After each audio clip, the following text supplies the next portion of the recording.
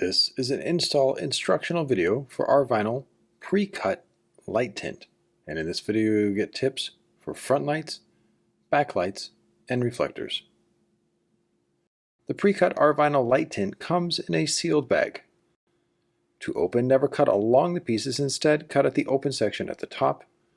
Pull out the straightforward instructional guide and be sure to take advantage of the cashback offer. For the pre-cut pieces of Rvinyl light wrap, they will have some tension from shipping, so a good tip is to lay them flat. This will help with the install portion. If you're a beginner, it's a good idea to work from the easiest section to the hardest. The reflector is the easiest, so first clean it, then grab the rapid prep. Spray the entire area for even coverage, then release the liner from the light tint. Place the adhesive side on the reflector and line up all the edges so they fit perfectly. Make any adjustments if necessary, then push it onto the surface with fingers. Now go over the piece with a squeegee to push the moisture out, using both the hard side and buffer side.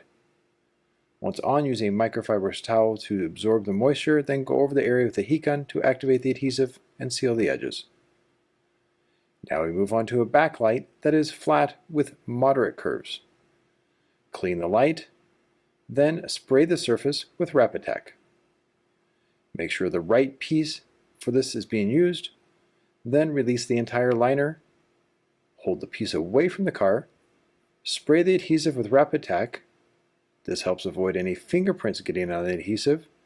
Then position the piece onto the light, and be sure there is perfect alignment. With one hand holding the tint onto the surface, squeegee the opposite side onto the light. Working on a truly flat section first is the best call. If there's a moderate curve on the light, the tint might not stick right away due to the moisture underneath. If this is the case, pick up a heat gun and on a medium setting gently warm the tint and squeegee.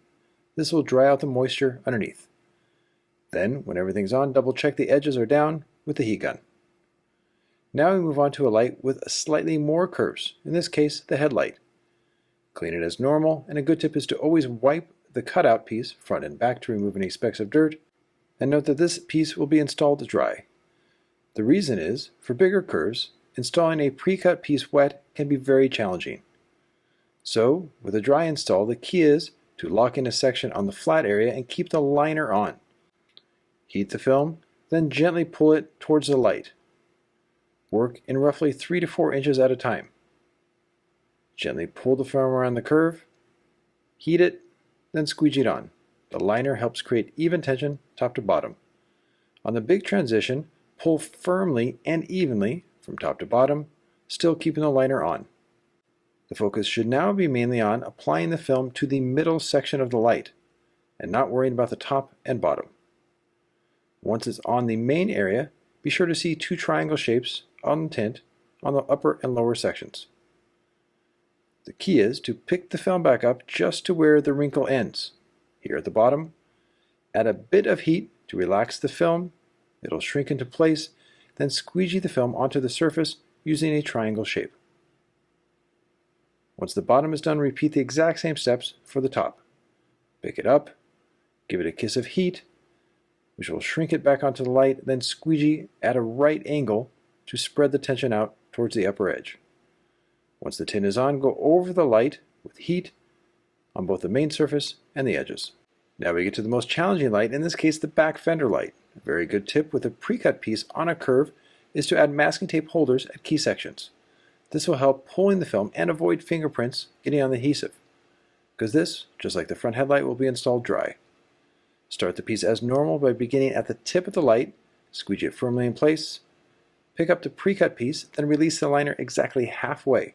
Bring the piece back to the surface, make sure it's even top to bottom, then with firm tension pulling back away from the area, squeegee top to bottom.